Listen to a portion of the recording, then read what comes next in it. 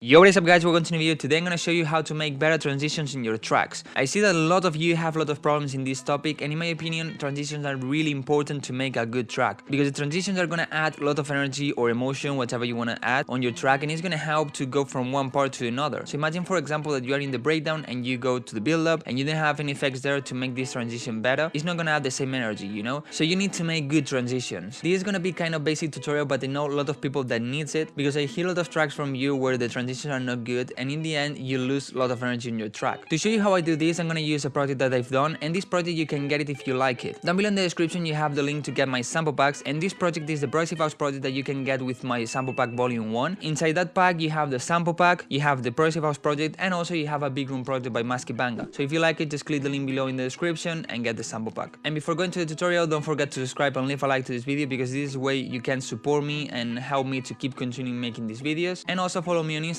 because I post there daily things, what I do, what I don't do. Sometimes I ask you what kind of tutorials I can do, so you can make some suggestions. I also do Q&As, I do live streams and all these things, so don't forget to follow me there. And with that being said, let's start with this video. So well, here you have the project I've done and you can get in my sample pack, and as you can see it's really organized, you know, with all the names in groups, colors and all these things, so it's easy for you to understand. And if you didn't hear this project, it sounds like this.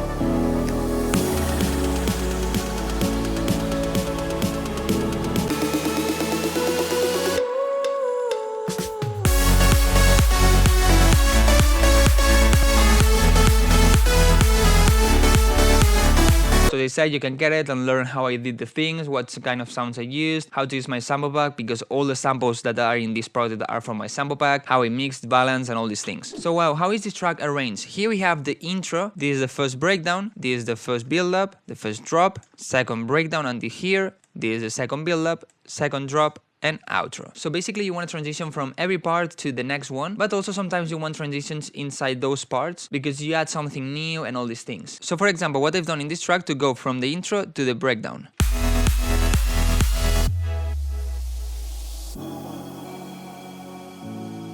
As you can hear, there's a sub drop, there's an uplifter and a downlifter, and if we take all the effects out, it sounds like this.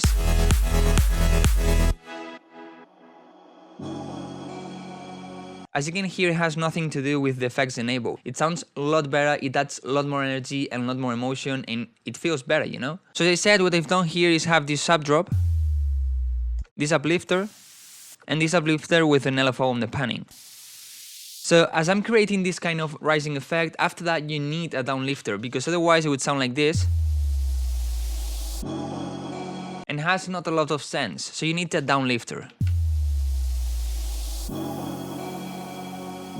And as you can see, these uplifters are different from this downlifter. It's not the same. It's not like I just clone it here, made it unique, reverse it and put it here. Because of course you can do this, but in my opinion it's not gonna work that well, because the transition is gonna be kind of soft. And sometimes you can do it, but my advice is if you do this, when the downlifter comes, add also another downlifter or a crash that is gonna make it sound a bit different. Also sometimes what I do is in this part of the intro, at the end of the intro, if I have a fill, after that here I have another sub drop. But as this part was kind of empty, repeating the sub drop was kind of repetitive, so I prefer not to use it and have this kind of soft transition. So now that we are in the breakdown, after 8 bars, I always recommend you to add new things. So what I did in this track is first add this sub drop, add this string, add here the snaps, so we have new things in the track. So to add these new things, it's good to add some effects to make a better transition from not having those new sounds to having those new sounds. So again, if we take out the effect, sounds like this. And if we add the effects, it sounds like this.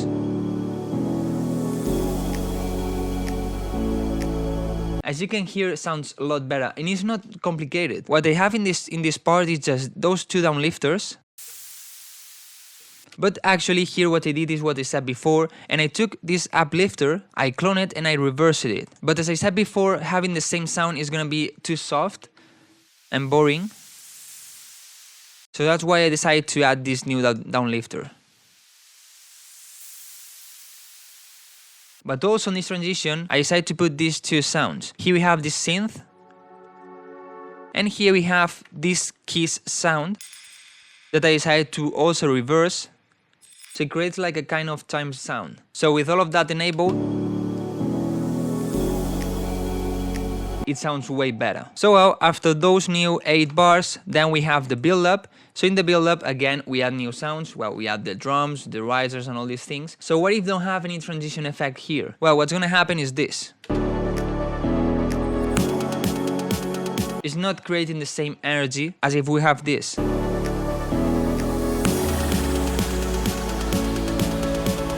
As you can see now, it has a lot more energy. So what kind of effects do we have here? Well, of course we have some risers. And then we have some downlifters. For example, we have this one. That is this crowd noise that is gonna add a lot of energy because it's like when you're at the festival and the people is shouting. Then we have 2 downlifters. This one that is a kind of synth downlifter is also so good because it's gonna add a different touch to the downlifter. It's not only gonna be noise. Then a sub drop, which sub drops are gonna help a lot to add a lot of energy in the build-ups, in the end of the intros and all these things. But take care of it because having a sub drop in the middle of the breakdown probably is not gonna have any sense. For example, if we decide to put the sub drop here, has not a lot of sense, but if we add it here that we are gonna have those drums and rises and so, has more sense. Then we have a crash, and well, then of course we have the risers, but this is another thing. And if you don't want to spend that much time deciding what kind of sounds do you want to add on the build-up for the downlifters and as the risers, you can get my build-up sample pack. That's what I've done, my build-up sample pack, so you can get it. It's also in the link in the description. And you have more than 225 combinations of different build-ups, so it's gonna be so useful and so quick, and you don't have to think a lot about what sounds to add or what sounds to not add. But for this transition, the effects are not the only thing important. For example, what I've done in this track is have the leads in this part of the breakdown filtered, of course, so here at the end we can hear a little bit of those leads. So these are also gonna help on the transition because it's like something new is coming. But also on the pads, what I've done all the time in the breakdown is have, as you can see, this filtering out. Also on this one is filtering out, and also on this one is filtering out. So filtering out the sounds is gonna help on the transition. First, all the time in the breakdown is gonna be changing, so it's gonna be good. You're gonna be opening the track all the time, so it's evolving. But then when you get to the build-up is when you have all the filters out, so it's gonna have a good impact on this transition. Then, well, we get to the drop, and here basically we don't have transitions. Of course, in the middle of the drop we can have some effects, but then here when we end the drop we need a transition to the breakdown. Of course, we have some effects.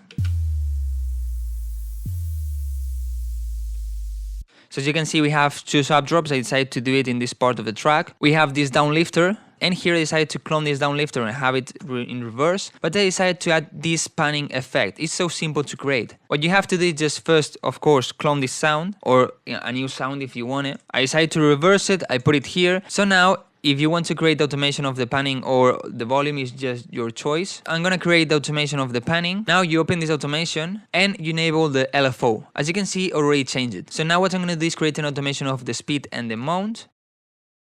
And now you just make it go up if you want it to go from slow to fast panning or the other way. And now you have this.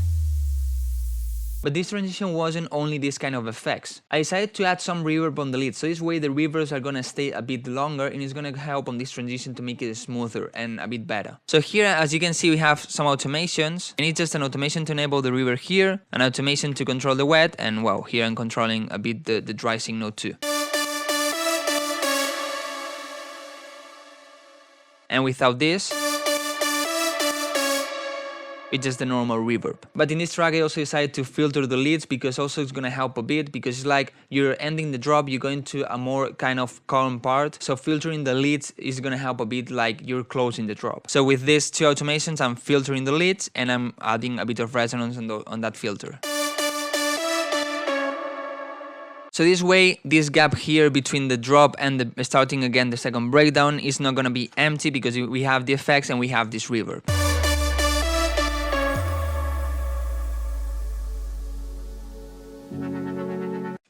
Also, as you could hear, here I have the pads in reverse. So this way we're helping to introduce the second breakdown. Then basically in the second breakdown, I did the same transitions and also to go second build up and so. Finally, to go from the second drop to this outro, you don't have to do complicated things. What I've just done here is have this crash in reverse to end the drop. And then here we have these downlifters to start the outro. So without these effects, and with these effects. So well guys, as you can see, transition is so simple. You just need some effects and sometimes add some filters, some reverbs, and these kind of things to help to go from one part to the next one. And I want to tell you that the 1st of June I'm releasing a new track. It's a track in a genre that I've never done, but I like it a lot and I hope you also do. So if you don't want to miss it, don't forget to subscribe to this channel and also follow me on Instagram. Thank you so much for watching this video guys. Don't forget to leave a like if it helped you, and I see you in the next video.